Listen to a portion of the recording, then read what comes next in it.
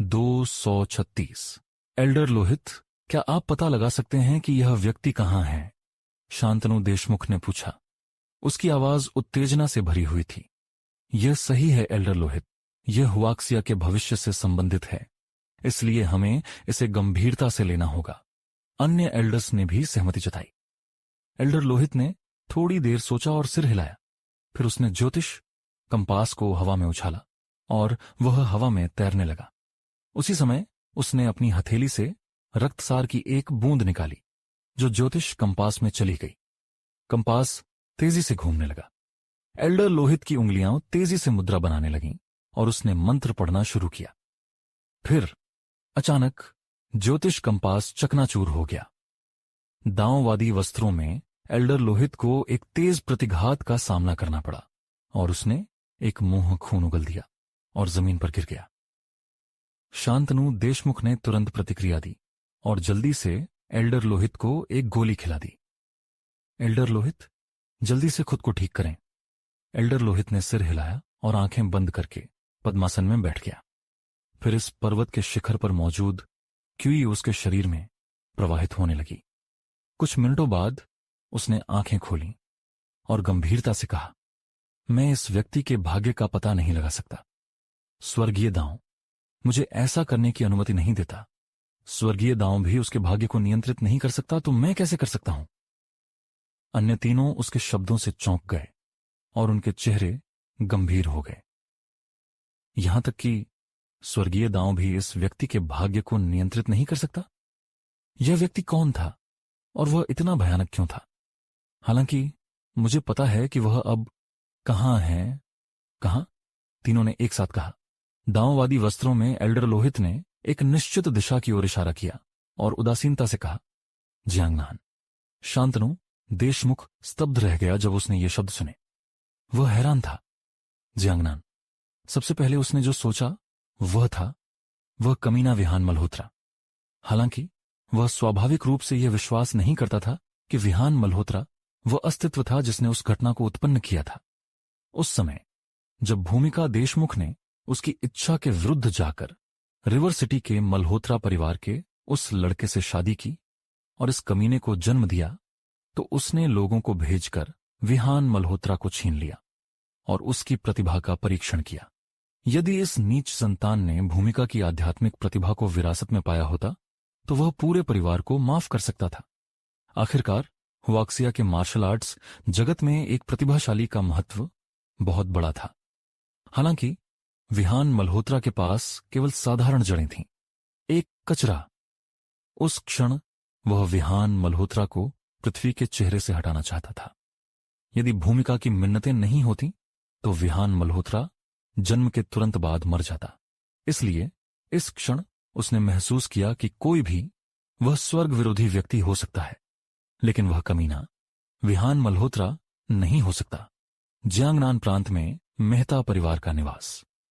सुनहरे प्रकाश का स्तंभ गायब हो गया था और विहान अपने हाथ में ड्रैगन स्लेयर तलवार को मुस्कान के साथ देख रहा था।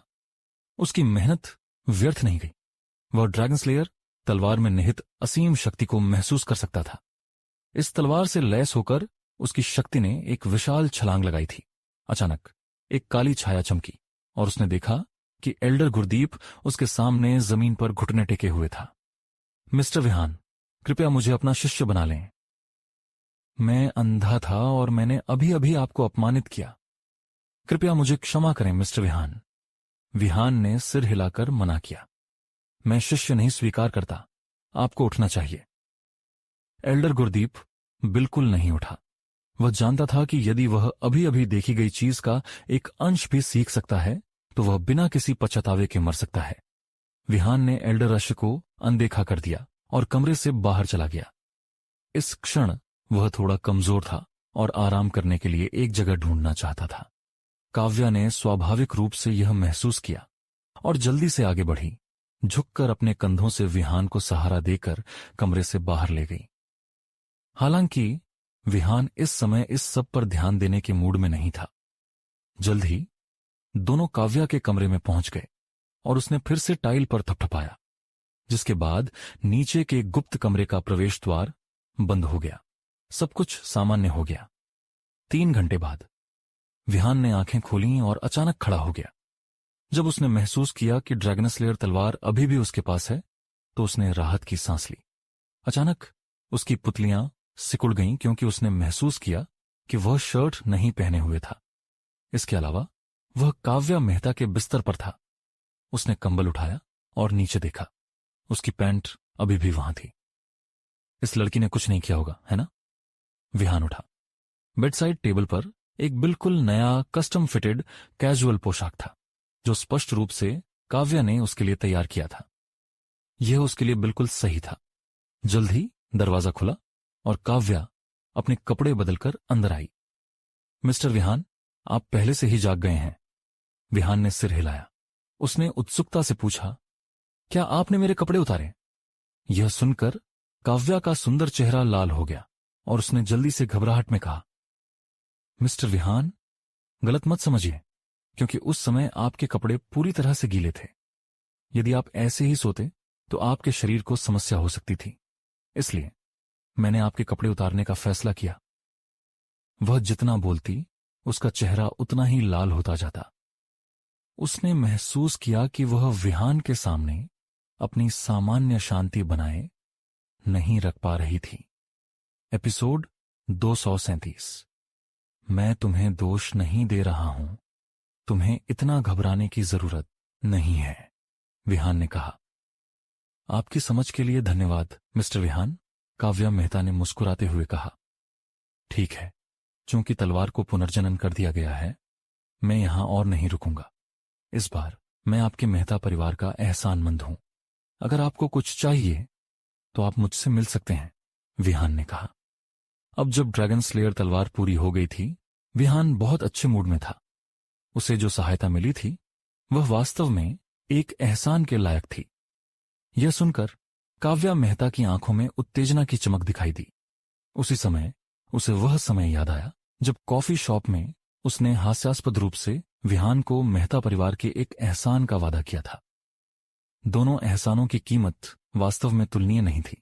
विहान को अचानक कुछ याद आया और उसने काव्या मेहता से कहा, मुझे उम्मीद है कि आज जो हुआ उसके बारे में किसी को पता नहीं चलेगा। क्या आप यह गारंटी दे सकते हैं? काव्या ने जोर से सिर हिलाया। मिस्टर विहान, चिंता न करें, एल्डर गुरदीप और मैं किसी को भी इसके बारे में नहीं बताएंगे। यह अच्छा है। विहान ने सिर हिलाया और बाहर की ओर चला गया। उसने परमजीत का नंबर डायल किया और उसे मेहता परिवार के निवास पर लेने के लिए कहा। जल्द ही परमजीत की कार आ गई और विहान उसमें बैठ गया। हालांकि उसने विला लौटने का फैसला नहीं किया। इसके बजाय उसने परमजीत से उसे पहले श्यामक परिवार के निवास पर ले जाने के लिए कहा। चिराग श्यामक की चोटें कमोबेश ठीक हो जानी चाहिए थीं, लेकिन उसे फिर भी जांच करने की जरूरत थी। जब वह पहुंचा, उसने चिराग श्यामक को अपनी मुक्केबाजी तकनीकों का अभ्यास करते हुए पाया। बाद वाले की जोशीली हरकतों को देखकर ऐसा लग रहा था कि वह पुनर्जन्म ले चुका हो। वह इतनी जल्दी ठीक हो गया, विहान ने बड़बड़ाया। वह थोड़ा हैरान था। ऐसा लगता था कि उसकी औषधीय गोली का प्रभाव उसकी अपेक्षा से बेहतर था। विहान की आवाज सुनकर चिराग श्यामक ने जल्दी से अपना काम रोक दिया और दौड़कर आया। उसने सम्मानपूर्वक अभिवादन किया। चिराग श्यामक मिस्टर विहान को सलाम करता है। मुझे अपनी कलाई दो और अपनी चोटों की जांच करने दो, विहान ने निर्देश दिया। हां मिस्टर विहान, चिराग श्यामक ने उत्साहित होकर कहा। विहान ने चिराग श्यामक की नब्ज को कुछ देर तक जांचा और पाया कि बाद वाले की चोटें बहुत अच्छी तरह से ठीक हो रही थीं। औषधि की गोली के प्रभाव से उसकी टूटी हुई हड्डियां भी ठीक हो रही थीं। बुरा नहीं, ऐसा लगता है कि अर्पिता ने तुम्हारी अच्छी देखभाल की है। चिराग श्यामक ने सिर हिलाया। उसने वास्तव में इस दौरान मेरी बहुत मदद की है। वह अभी अंदर साधना कर रही है। क्या मैं उसे मिस्टर विहान से मिलने के लिए बाहर बुलाऊं? इसकी कोई जरूरत नहीं है। विहान ने अपनी जेब से 20 गोलियां निकालीं और गंभीरता से कहा, ये गोलियां पहले जैसी ही हैं। मैं तुम्हें एक लक्ष्य देता हूं। 2 महीने के भीतर हुआक्सिया के ग्रैंड मास्टर रैंकिंग के शीर्ष 150 में पहुंचो। क्या तुम यह कर सकते हो?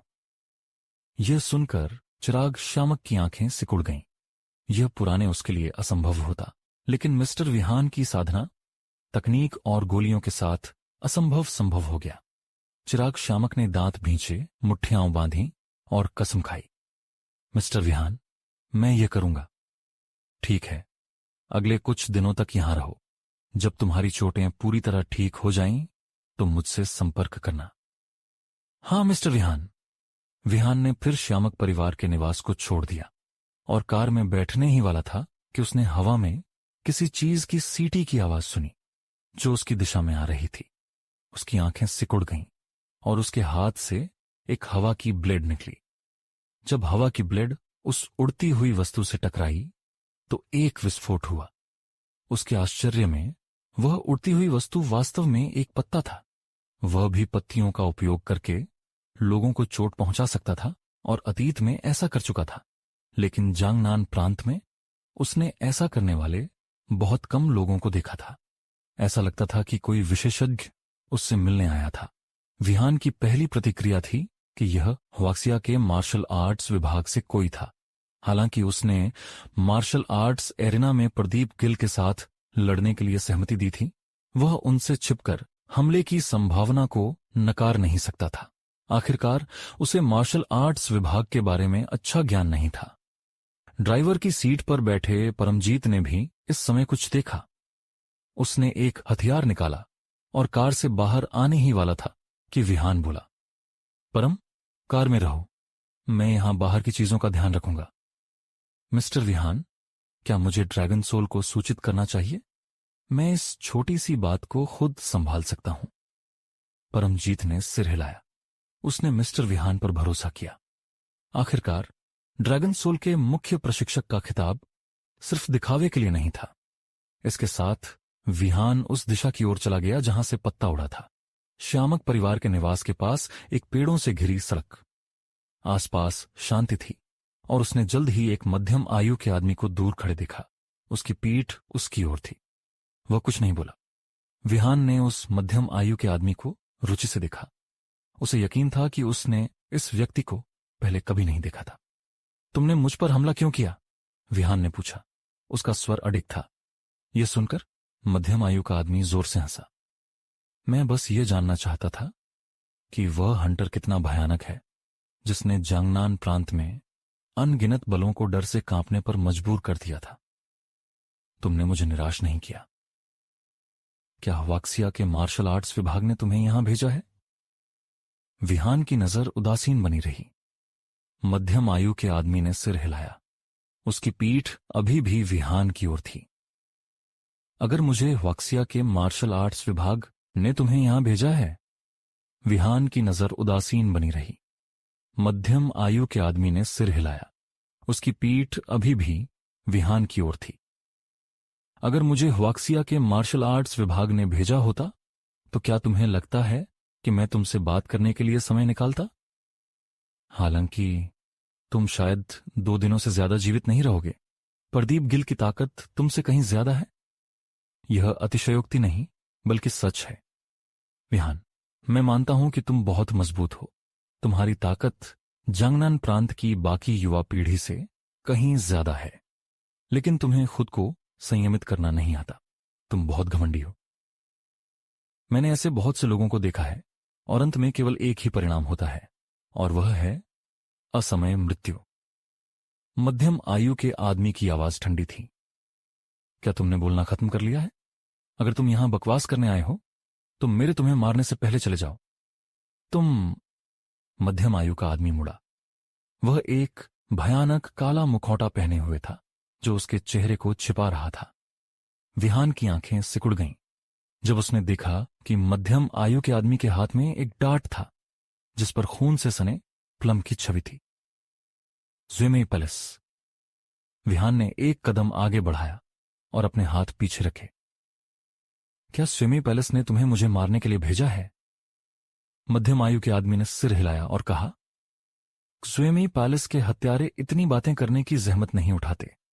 हालांकि चूंकि तुमने पहचान लिया कि मैं स्वेमी पैलेस से हूं, तो मुझे इस मामले में अपनी सांस बर्बाद करने की जरूरत नहीं है।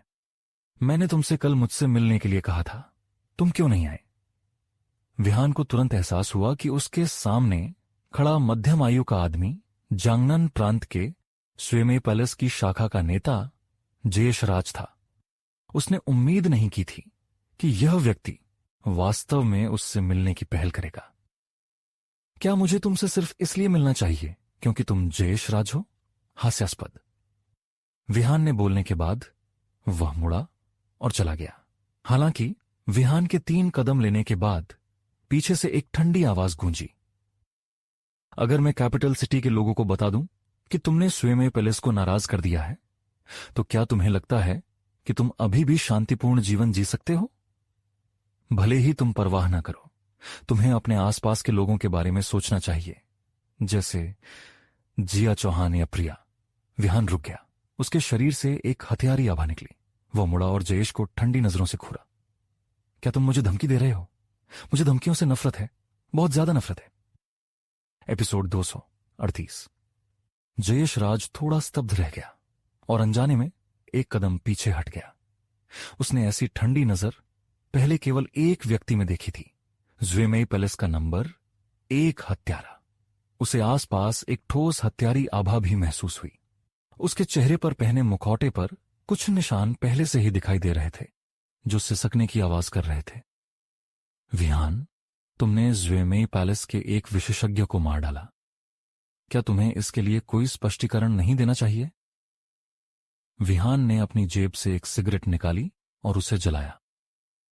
तुम्हें स्पष्टीकरण चाहिए? तो मैं तुम्हारा स्वेमेई पैलेस नष्ट कर दूंगा। क्या इसे स्पष्टीकरण माना जाएगा? उसकी आवाज बेहद ठंडी थी। वह स्वेमेई पैलेस के मामलों में हस्तक्षेप नहीं करना चाहता था, लेकिन अगर दूसरी ओर उसके आसपास के लोगों को छूने की हिम्मत की, तो वह इस खतरे को हटाने के लिए ज्वेमेई पैलेस को मिटाने में संकोच नहीं करेगा। शायद वह अभी इतना मजबूत नहीं था, लेकिन दूसरी समाधि के भीतर का विशेषज्ञ विदुरदेव निश्चित रूप से था। वह इस त्रुप के पत्ते का उपयोग नहीं करना चाहता था, लेकिन अगर स्वेमेई पैलेस उसके प्रियजनों के पीछे पड़ने की योजना बना रहा था, तो वह ऐसा करेगा। भले ही दूसरी समाधि को सक्रिय करने के बाद समय सीमा हो, कुछ घंटे स्वेमेई पैलेस को मिटाने के लिए पर्याप्त थे, यहां तक कि कैपिटल सिटी में भी। इस क्षण विहान की आभा आसपास की आध्यात्मिक ऊर्जा को उसके शरीर में खींच रही थी। इस पूरी स्थिति ने वास्तव में जयेश राज के दिल में डर की एक चिंगारी जगा दी। वह बता सकता था कि अगर विहान उसे मारना चाहता, तो आज उनमें से केवल एक ही जीवित बाहर निकलता। क्या यह हो सकता था कि इस युवक की ताकत के बारे में उसकी समझ पूरी तरह से सही नहीं थी? क्या वह वास्तव में स्वेमेई पैलेस को नष्ट कर सकता था? उसने सिर हिलाया, यह मानते हुए कि दूसरा पक्ष घमंड कर रहा था। कैपिटल सिटी में ज्वेमेई पैलेस के लोग आसानी से निपटने वाले नहीं थे। यहां तक कि ह्वाक्सिया के ग्रैंडमास्टर रैंकिंग में 9वें स्थान पर मौजूद रवि शर्मा भी उन्हें उखाड़ नहीं पाते। जैसे ही वह बोलने वाला था, उसे एहसास हुआ कि विहान उसकी ओर दौड़ रहा था। यह लड़का वास्तव में उस पर हमला करने जा रहा था। एक तेज हवा चली और एक हथेली का प्रहार उसकी छाती की ओर आया। वह डार्ट तकनीकों में विशेषज्ञ था, लेकिन नजदीकी लड़ाई में भी बहुत कम लोग उसके मुकाबले थे। उसने जल्दी से पीछे कदम रखा और आने वाली हथेली पर मुक्का मारा। धम! प्रभाव से निकली झटके की लहरें चारों दिशाओं में फैल गईं और जयेश राज और विहान दोनों कुछ कदम पीछे हट गए। वे बराबर लग रहे थे, लेकिन जयेश राज अपने दाहिने हाथ में सुन्नपन महसूस कर सकता था। क्या इस लड़के का हाथ लोहे का बना था? फक! इससे पहले कि वह प्रतिक्रिया कर पाता, विहान फिर से आगे बढ़ा। इस बार उसका हमला उसके कंधे पर एक पंजे के रूप में आया। यह लड़का किस तरह का राक्षस है? खतरे को देखते हुए जयेश राज का डांट विहान के हाथ की ओर बढ़ा। अचानक विहान ने उसे पकड़ लिया। नुकीला डांट विहान के हाथ में एक छेद कर गया और खून की एक बूंद निकल आई। चौंक कर विहान ने डांट पर नजर डाली और महसूस किया कि यह एक आध्यात्मिक हथियार था। विहान के ध्यान भटकने का फायदा उठाते हुए जयेश राज का मुक्का तोप के गोले की तरह विहान की ओर बढ़ा, जिससे उसे पीछे हटना पड़ा। फिर विहान से दूरी बढ़ाने के लिए जयेश राज तेजी से पीछे हटा। जब वह 10 मीटर से ज्यादा दूर था, उसने एक और डार्ट निकाला, लेकिन अचानक महसूस किया कि विहान गायब हो गया था। मर! एक गुस्से भरी दहाड़ सुनाई दी। जब विहान का पंजा हमला उसके पीछे से आया, जयेश राज ने जल्दी से अपने शरीर को एक तरफ मोड़ा, मुश्किल से हमले को चकमा दिया। इसके बजाय विहान की उंगलियां पास के एक पेड़ पर जा गिरीं। फट! पेड़ टुकड़े टुकड़े हो गया। विहान फिर से उसकी ओर दौड़ने वाला था, जब जयेश राज ने जल्दी से कहा, रुक जाओ, चलो एक सौदा करते हैं। जब तक तुम मेरा एक वार झेल लो, मैं गारंटी देता हूं कि तुम्हारे और ज्वेमी पैलेस के बीच की दुश्मनी खत्म हो जाएगी। विहान रुक गया। ज्वेमी पैलेस को नष्ट करने के लिए उसे दूसरी समाधि को सक्रिय करना पड़ता, इसलिए अगर वह इस मामले को इसके बिना हल कर सकता था तो यह स्वाभाविक रूप से सबसे अच्छा होता। उसे लग रहा था कि कहीं अनजान जगह पर एक खतरा छिपा हुआ था, और अगर उसके पास उस खतरे से निपटने के लिए विदुरदेव होते तो यह बहुत सुरक्षित होता। विहान, अगर तुम इस डार्ट को पकड़ने में असफल रहे तो मेरे ज्वेमई पैलेस में शामिल होने के बारे में क्या ख्याल है? यही मुख्य कारण था कि जयेश राज विहान को ढूंढने आया था। उसे विहान की क्रूरता और ठंडक पसंद थी। इस तरह का व्यक्ति बस मारने के लिए पैदा हुआ था। अगर विहान उसके हथियारों में से एक बन जाता तो वह अंततः कैपिटल सिटी में उस व्यक्ति से शीर्ष हत्यारे का स्थान छीन सकता था। विहान कुछ सेकंड के लिए हिचकिचाया और फिर बोला, मैं इस पर सहमत हो सकता हूं। हालांकि एक बार जब मैं डार्ट पकड़ लूंगा तो वह मेरा होगा, इसमें कोई दो राय नहीं है। जयेश राज स्तब्ध रह गया। उसके पास इनमें से 2 डार्ट थे और वह उन्हें दुर्लभ और कीमती मानता था। हालांकि अगर वह विहान को भर्ती करने में कामयाब हो जाता तो यह इसके लायक होता। ठीक है। जैसे ही उसने बोलना खत्म किया, जयेश राज की ऊर्जा डार्ट में समा गई, जो बिजली की गति से निकल पड़ा। उसने विहान को प्रतिक्रिया करने का कोई मौका नहीं दिया। डार्ट हवा को एक सुपरसोनिक रॉकेट की तरह चीरता हुआ चला। विहान ने लापरवाही नहीं बरती। उसने जमीन पर पैर मारा और उसके सामने ट्रू क्यूई की एक दीवार दिखाई दी। हालांकि जैसे ही वह डार्ट के संपर्क में आई, दीवार टूट गई। कितना मजबूत! अगर उसने पहले से तैयारी नहीं की होती तो विहान को यकीन था कि डार्ट उसे चोट पहुंचाता। विहान ने 9 दिव्य सूर्य तकनीक को सक्रिय किया और अपनी बाहों में सब कुछ समेट लिया। उसकी आभा और ट्रू क्यूई 2 काल्पनिक ड्रैगनों में संकेंद्रित हो गए, एक लाल और एक सफेद, जो उसकी बाहों के चारों ओर लिपट गए। विहान ने दहाड़ते हुए डार्ट को पकड़ने के लिए हाथ बढ़ाया। 2 काल्पनिक ड्रैगनों ने डार्ट को धीमा करना शुरू कर दिया और विहान के हाथों ने डार्ट को जकड़ लिया। जैसे ही उसके हाथ डार्ट के संपर्क में आए, उसने अपनी सारी ट्रू क्यूई छोड़ दी। धम! विहान के पैरों के नीचे की जमीन टूट गई और एक लंबा गड्ढा बन गया, क्योंकि वह धीरे धीरे पीछे खिसकता गया। कितना भयानक! प्रभाव से धूल और मलबे का विस्फोट हुआ, जिसने जयेश राज की दृष्टि को धुंधला कर दिया। जयेश राज का चेहरा बदल गया।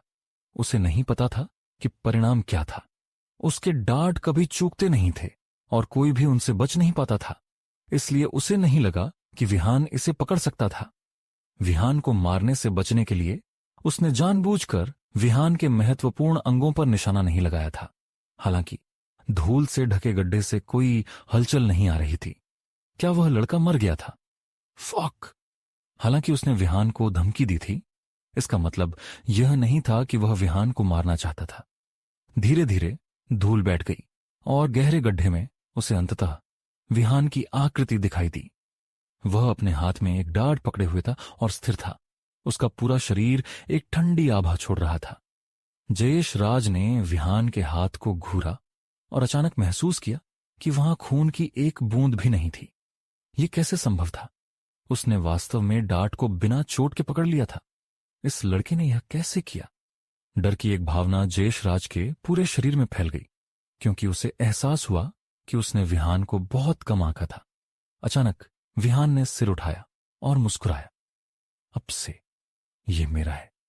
साथ ही अगर मुझे पता चला कि ज्वेमे पैलेस ने मेरे आसपास के लोगों को छूने की हिम्मत की तो मैं वादा करता हूं कि मैं व्यक्तिगत रूप से ज़्वेमेई पैलेस में घुस जाऊंगा और इस डार्ट का उपयोग करके तुम्हें मार डालूंगा।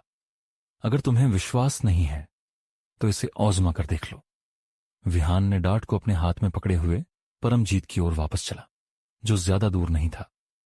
एपिसोड 239। वह मानता था कि अगर जयेश राज मरना नहीं चाहता तो वह उससे परेशानी खड़ी करने की हिम्मत नहीं करेगा। बेशक अगर उसने की तो विहान उसे और ज़्वेमेई पैलेस को मिटा देगा। हालांकि जयेश राज ने उसे एक खजाना दिया था। डार्ट एक आध्यात्मिक हथियार था और उसके शस्त्रागार में एक और उपकरण जोड़ दिया। शायद यह प्रदीप गिल को चौंकाने में काम आएगा। जल्द ही विहान कार में बैठा और सीधे विला की ओर चला गया, जयेश राज को पीछे छोड़कर, जो अपनी मुट्ठियां कसकर बंद किए हुए था और खून से लथपथ आंखों से उस दिशा को घूर रहा था जहां कार गई थी। विहान, बहुत समय हो गया है जब किसी ने इस तरह मेरी रुचि जगाई है। मैंने हुआक्सिया में कई प्रतिभाशाली लोगों से मुलाकात की है, लेकिन उनमें से कोई भी मेरा डार्ट नहीं पकड़ सका। मैं बहुत उत्सुक हूं, तुमने यह कैसे किया? हालांकि तुम ज़्वेमेई पैलेस से बचने के बारे में भूल सकते हो। तुम एक प्राकृतिक हत्यारा हो जो वध के लिए पैदा हुआ है। मुझे विश्वास है कि समय अंततः तुम्हें अपना मन बदलने पर मजबूर कर देगा। जयेश राज के चेहरे पर एक अजीब मुस्कान उभरी, फिर उसकी आकृति चमकी और वह रात में गायब हो गया। मिंगक्युई विला। विहान ने ड्रैगन स्लेयर सोर्ड को अपने कमरे में वापस रख दिया। अब उसे एक समस्या का सामना करना पड़ रहा था। जब ड्रैगन स्लेयर सोर्ड टूटी हुई थी तो वह काफी छोटी थी और उसे एक छिपे हुए हथियार के रूप में ले जाया जा सकता था। हालांकि अब जब इसे फिर से जोड़ा गया और पूरा कर दिया गया तो उसे अपने साथ ले जाना परेशानी भरा था। अगर मुझे पहले पता होता तो मैं बूढ़े आदमी का भंडारण भागला था। विहान की शिकायतें अचानक रुक गईं जब उसकी जेब में काला पत्थर हल्के से कंपन करने लगा। फिर यह ऊपर उड़ गया और विहान के सामने मंडराने लगा, एक शक्तिशाली आभा छोड़ते हुए। अरे, क्या हो रहा है? विहान की भौहें उलझन में सिकुड़ गईं। इस चीज का उड़ना सामान्य था, लेकिन यह आमतौर पर तब होता था जब वह साधना कर रहा होता था, न कि इस तरह बेतरतीब से। फिर एक प्रकाश की चमक दिखाई दी और ड्रैगन स्लेयर सोर्ड हवा में गायब हो गई। विहान क्षण भर के लिए स्तब्ध रह गया, लेकिन जल्दी से अपनी आंखें बंद कर लीं और समसरा ग्रेवयार्ड में प्रवेश किया, जहां उसने एक लंबी तलवार को चुपचाप पड़ी देखा। वह बहुत खुश हुआ। ऐसा लगता था कि काले पत्थर में चीजों को संग्रहित करने की क्षमता थी। हालांकि दूसरी सोच में यह सामान्य था। आखिरकार पूरा समसरा ग्रेवयार्ड काले पत्थर के भीतर मौजूद था, जो ड्रैगन स्लेयर सोर्ड से कहीं बड़ा था। तब उसका फोन बजा। यह तन्मय था। मिस्टर विहान, मुझे उम्मीद है कि मैं आपको परेशान नहीं कर रहा हूं। उसकी आवाज कर्कश और थकी हुई लग रही थी। नहीं, क्यों? मिस्टर विहान, तन्मय ने बिना किसी हिचकिचाहट के कहा। क्या आपको याद है कि मैंने आपको पिछले बार मार्शल एम्परर सोसाइटी के बारे में क्या बताया था? Martial emperor society? उसने संक्षेप में सोचा और महसूस किया कि तन्मय ने वास्तव में कुछ दिन पहले इस समूह के कार्रवाई करने के बारे में कुछ उल्लेख किया था। हालांकि उसने इस पर ध्यान नहीं दिया था क्योंकि वह उनसे नहीं डरता था। मिस्टर विहान, आज दोपहर 2:35 पर्ल नेशन से एक जहाज हमारे जलक्षेत्र में प्रवेश कर गया। हमारी टीम के सदस्यों का अनुमान है कि जहाज पर मार्शल एम्परर सोसाइटी के कम से कम 20 मुख्य सदस्य थे, क्योंकि दूसरी ओर ने जो मार्ग लिया था वह छिपा हुआ था और कुछ विशेष परिस्थितियों के साथ हमने उनका पता खो दिया। विशेष परिस्थितियों से आपका क्या मतलब है? विहान ने भौहें सिकोड़कर पूछा।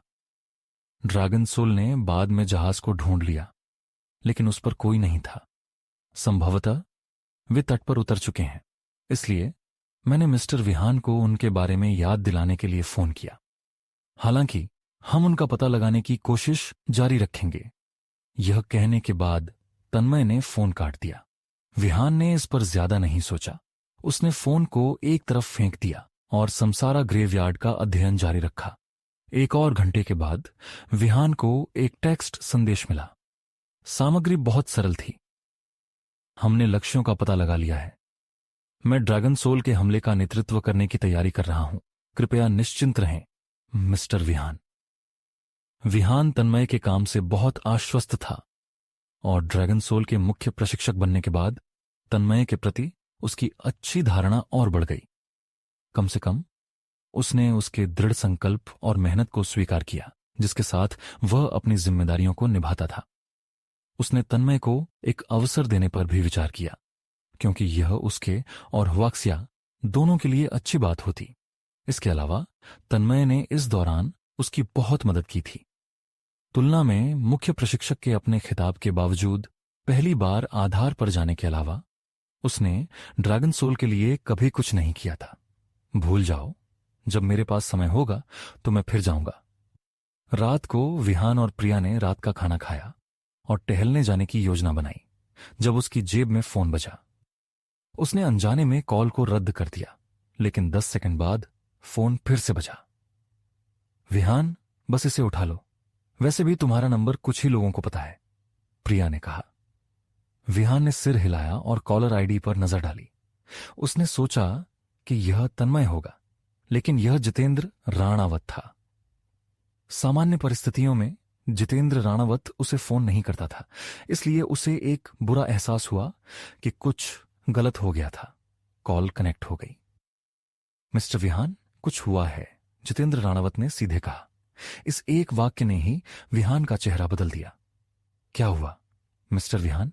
चलो आमने सामने बात करते हैं। आपके विला के प्रवेश द्वार पर एक एसयूवी है, मैं कार में हूं। ठीक है। विहान ने फोन काट दिया और प्रिया को कुछ निर्देश दिए, फिर काली एसयूवी की ओर जल्दी से चला गया। कार में केवल जितेंद्र राणावत था। उसका चेहरा गंभीर था। आखिर क्या हुआ? विहान ने सीधे पूछा। जितेंद्र राणावत ने विहान को गहराई से देखा और कहा, तन्मय के साथ कुछ हुआ है। उसका स्वर उदास था। शाम को 10 ड्रैगन सोल सदस्य हुआक्सिया के जलक्षेत्र में एक विशेष मिशन पर थे। हालांकि हमने 2 घंटे पहले उनसे संपर्क खो दिया और उनके शरीर में लगाए गए ट्रैकर चिप्स भी अब ट्रेसेबल नहीं हैं। तन्मय इस टीम का कप्तान था। मेरे पिछले अनुभव के आधार पर यह संभव है कि शायद, जितेंद्र राणावत ने जारी नहीं रखा। कार में एक बेहद गंभीर माहौल बन रहा था, यहां तक कि ड्राइवर का हाथ जो स्टीयरिंग व्हील पकड़े हुए था सफेद हो गया था, या तो गुस्से से या दुख से। विहान ने कुछ नहीं कहा। उसने एक बार तन्मय की किस्मत का अनुमान लगाया था। हालांकि बाद वाले के भाग्य चक्र में दुष्ट आत्माएं थीं, लेकिन यह असमय मृत्यु की ओर इशारा नहीं करता था। क्या यह हो सकता है कि मैंने गलती की? उसने अपनी मुट्ठियां कसकर बंद कर लीं और उसके शरीर से हत्या की एक लहर बह निकली और एसयूवी का बुलेट प्रूफ ग्लास टूटने लगा। जैसे ही माहौल तनावपूर्ण हो रहा था, उसका फोन चमक उठा। एक टेक्स्ट संदेश, प्रेषक आईडी तन्मय का था। एपिसोड 240। जब उसने तन्मय का संदेश देखा तो उसकी और जितेंद्र राणावत की सांसें तेज हो गईं। अचानक जितेंद्र राणावत ने कुछ सोचा और कहा, चूंकि तन्मय एक संदेश भेज सकता है तो उसने इसे केवल आपको क्यों भेजा? इसमें कोई समस्या है? विहान ने सिर हिलाया। लेकिन अभी यह संदेश एकमात्र सुराग है। 1 सेकंड बाद संदेश की सामग्री सामने आई। केवल कुछ शब्द थे। विहान, क्या तुमने कभी निराशा का अनुभव किया है? विहान ने हल्के से भौहें सिकोड़ी। इससे पुष्टि हुई कि संदेश तन्मय ने नहीं भेजा था। तन्मय उसे उसके नाम से नहीं बुलाता, और ऐसी उबाऊ बातें टाइप करना तो दूर की बात है। विहान ने कॉल करने की कोशिश की, लेकिन नंबर सेवा में नहीं था। मिस्टर विहान, ये एक एन्क्रिप्टेड संदेश है। स्रोत का पता लगाना असंभव है। हालांकि चूंकि दूसरी ओर ने उसके फोन से यह टेक्स्ट संदेश भेजा है, तन्मय शायद अभी भी जीवित हो सकता है। आखिरकार ड्रैगन सोल के फोनों के लिए उपयोगकर्ता पहुंच सत्यापन प्रक्रिया काफी जटिल है। विहान ने सिर हिलाया। उसने कुछ सोचा और पूछा, आप मार्शल एम्परर सोसाइटी के बारे में कितना जानते हैं? मिस्टर विहान, वास्तव में ड्रैगन सोल का पिछले कुछ वर्षों में मार्शल एम्परर्स सोसाइटी के साथ कई बार सामना हुआ है। उनमें से एक हुआक्सिया के जलक्षेत्र में था। उस संघर्ष में दोनों पक्षों को भारी नुकसान हुआ और हमारे 7 सदस्य मारे गए। ब्रूस मार्शल एम्परर सोसाइटी का नेता है। वह बेहद शक्तिशाली है और उसके 1 लाख अनुयायी हैं। पर्ल नेशन में उसे लगभग देवता की तरह माना जाता है। हालांकि अजीब बात यह है कि अतीत में ड्रैगन सोल के सदस्य मार्शल एम्परर सोसाइटी के सदस्यों के साथ बराबरी पर थे।